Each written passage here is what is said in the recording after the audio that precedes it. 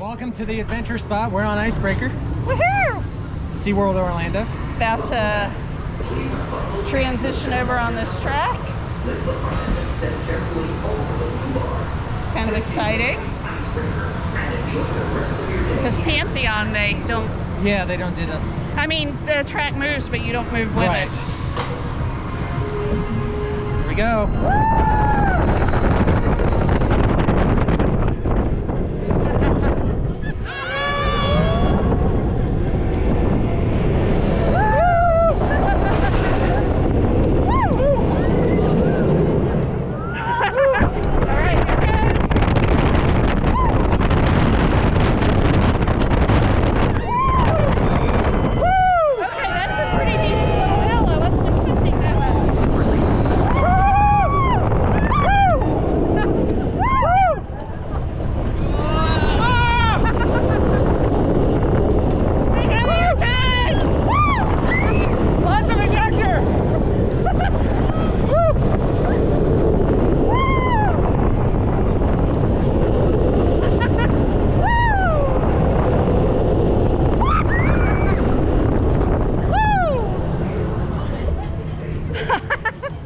They give you some serious ejector airtime on that. That's it.